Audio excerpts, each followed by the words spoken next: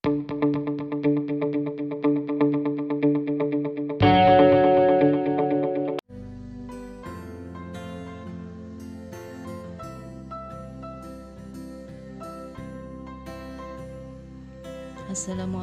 warahmatullahi wabarakatuh.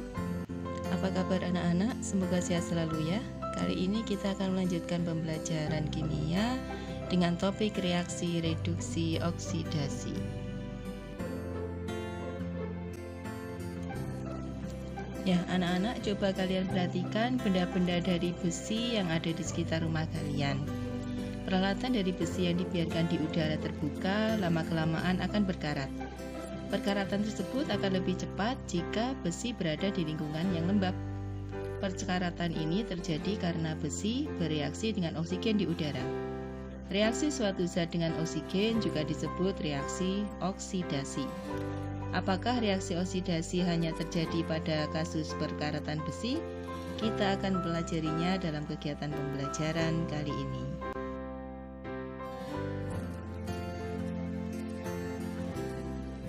Kompetensi dasar yang perlu kalian kuasai kali ini adalah menerapkan konsep reaksi oksidasi reduksi dan aplikasinya dalam kehidupan sehari-hari. Sedangkan tujuan pembelajaran kita kali ini adalah bisa membedakan konsep reaksi oksidasi dan reduksi ditinjau dari oksigen, elektron, dan bilangan oksidasi. Kemudian menentukan bilangan oksidasi suatu atom, menentukan reduktor dan oksidator, serta menganalisis contohnya dalam kehidupan sehari-hari. Ya, kita mulai dari konsep reaksi reduksi dan oksidasi. Perbedaan dari reaksi reduksi dan oksidasi, pertama kita lihat dari oksigen. Reduksi jika dalam reaksi dilepaskan atom oksigen, dan jika terjadi pengikatan atom oksigen maka disebut reaksi oksidasi. Tinjauan kedua adalah dari elektron. Reduksi merupakan reaksi pengikatan elektron, sedangkan oksidasi merupakan reaksi pelepasan elektron. Konsep yang ketiga dari bilangan oksidasi.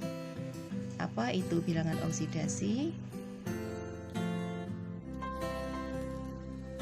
Bilangan oksidasi yang bisa kita singkat dengan bilox disebut juga tingkat oksidasi. Diartikan sebagai muatan yang dimiliki suatu atom dalam keadaan bebas atau dalam senyawa yang dibentuknya. Berikut ini beberapa aturan dalam menentukan bilangan oksidasi.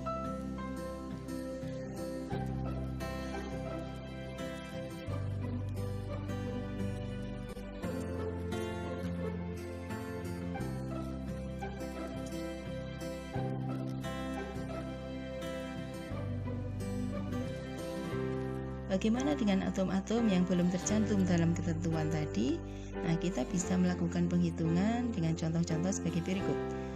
Dalam SO2 yang merupakan senyawa, total biloxnya adalah 0. Jika kita mencari bilox S, maka dengan memasukkan nilai bilox O sebesar -2, kita bisa menghitung bilox S sama dengan +4. Contoh berikutnya di dalam ion poliatom NH4+, yang memiliki bilox +1 sesuai dengan muatannya. Jika kita masukkan nilai bilox H sebesar +1, maka kita bisa menghitung bilox N sama dengan -3.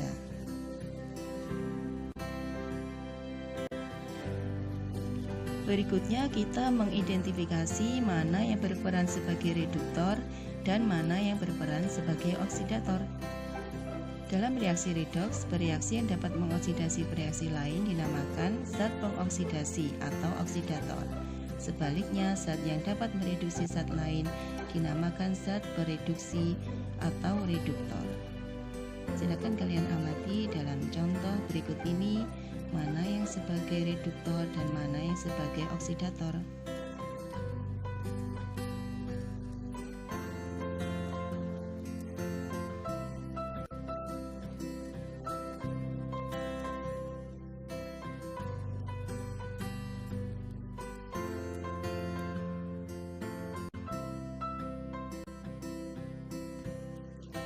Ya, selanjutnya kita mempelajari contoh soal penerapan konsep reaksi reduksi dan oksidasi. Kali ini contoh yang saya ambil dalam industri pengolahan logam. yaitu pengolahan biji besi yang direduksi dengan kokas dalam tanur tinggi. Dalam persamaan pertama, C teroksidasi menjadi CO, sedangkan CO akan mereduksi Fe2O3 menjadi Fe. Jika kita lihat dari bilangan oksidasi, C mengalami kenaikan dari 0 menjadi plus 2, sedangkan Fe mengalami penurunan piloxnya dari plus 3 menjadi 0, sehingga dikatakan Fe2O3 mengalami reduksi.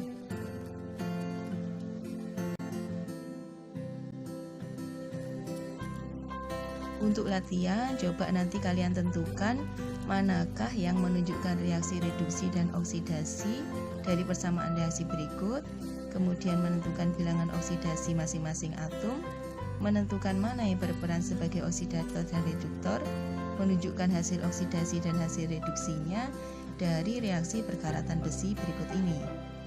Serta ada beberapa soal lain yang perlu kalian kerjakan di lembar kerja. Peristiwa perkaratan ini akan kita pelajari lebih lanjut dalam pertemuan berikutnya.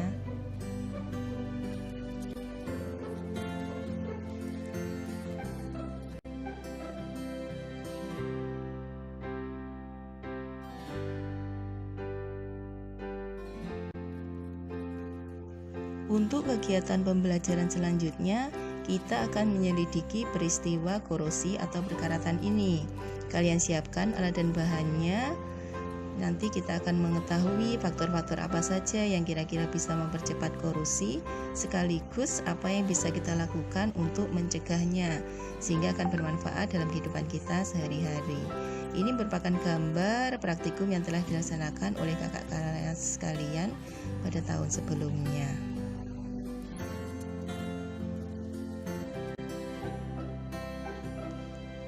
Sekian dulu video pembelajaran kali ini, semoga bermanfaat dan selamat belajar.